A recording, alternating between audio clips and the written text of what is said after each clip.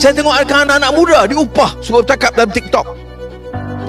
22 bulan hancing berotak kau. Datuk Seri Anwar, apa yang saya perasan dalam tiap kali ceramah you mesti akan gunakan perkataan-perkataan kesat. Tapi on our side, video-video kami anak-anak muda tak ada gunakan pun perkataan kesat macam tu. Yang orang curi bilion-bilion pun tak tahu belajar apa. Belajar apa di universiti? Kami pun tak mahu rasuah berleluasa dalam negara. Ingat kami nak ke? Kami pun tak nak. Kami anak muda pun tak nak kerajaan campur tangan dalam kes-kes mahkamah. Dan itu yang berlaku hari ini. Itu adalah pendirian kerajaan yang dipimpin oleh Datuk Seri Ismail Sabri. Apa yang kami nampak, pimpinan kerajaan Pakatan Harapan pun ada yang terlibat kes rasuah, kes-kes mahkamah. Kamu belajar apa yang boleh izinkan rasuah dan penindasan kepada rakyat miskin? Siapa yang tindas rakyat miskin?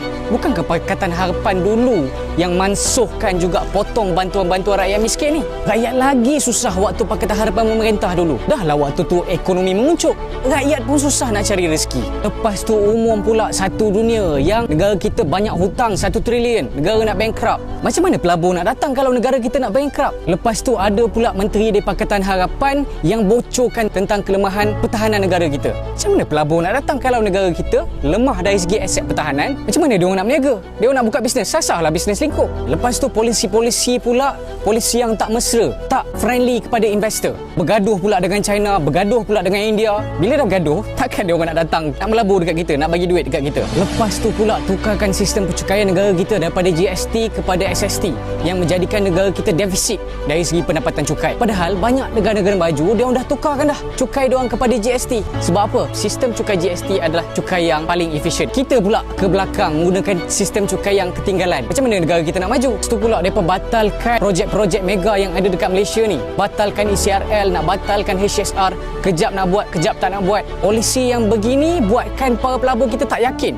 Boleh ke aku nak melabur dekat Malaysia ni? Polisi kerap berubah dalam tempoh yang singkat. Sudahnya kita yang tertinggal ke belakang nak dibandingkan dengan Indonesia. Indonesia dah ada HSR, Jakarta Bandung. Bayangkan, dulu dia orang di belakang kita. Sekarang dia orang dah lebih daripada kita. Lepas tu dia orang beri cadangan pula nak mansuhkan skim pencen kaki tangan kerajaan yang ada ni. Marahlah orang-orang kerajaan. Macam mana kebajikan untuk dia orang bila dia orang dapat pencen satu hari nanti? Pelbagai subsidi dan juga bantuan kepada rakyat dipotong. Subsidi baja padi bukit.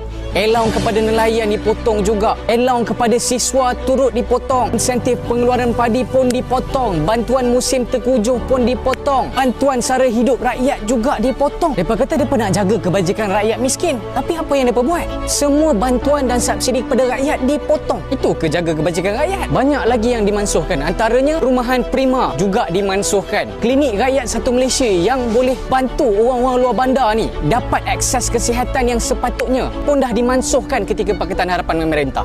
Itu banyak pula kes-kes mahkamah, kes-kes berprofil tinggi yang melibatkan ahli politik pimpinan kerajaan PH digugurkan macam tu je oleh peguam negara. Kerajaan campur tangan terhadap institusi kehakiman dalam negara. Institusi kehakiman negara kita telah dirobek waktu Pakatan Harapan memerintah. Mereka lantik pula ahli politik untuk menerajui Suruhanjaya SPRM. Wujudnya lantikan politik dalam institusi-institusi kerajaan yang tak sepatutnya mereka interfere seperti mana yang mereka janjikan dalam manifesto Pakatan Harapan dulu. Lepas tu dijual pula aset-aset negara. Padahal aset-aset negara yang ada itu boleh menjana lebih banyak keuntungan lagi. Kenapa mereka jual? Sedangkan aset-aset itu boleh salurkan banyak lagi kewangan kepada negara kita. Lepas tu pula asyik salahkan Datuk Seri Najib. Najib salah. Brother, dia dah bercuti dah. Mereka tak boleh attack Ismail Sabri sebab apa? Sebab Ismail Sabri ni orangnya bersih. Ekonomi di bawah Ismail Sabri berjalan, berkembang dengan baik. Tak macam waktu Pakatan Harapan dulu. Tak macam waktu Perikatan Nasional dipimpin oleh Muhyiddin Yassin. Sebab itu Datuk Seri Anwar, move on lah. Enough lah. Daripada saya kecil sampailah besar sekarang ni, asyik Datuk Seri Anwar dengan Tun Mahathir. Mereka dua orang ni je lah yang membentuk arena politik negara kita. Kami dah boring, dah bosan. We want new faces to lead the country.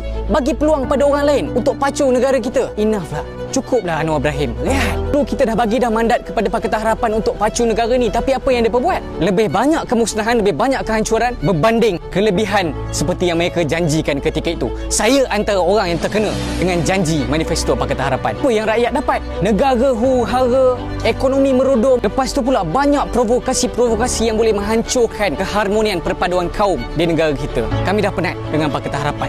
Enough.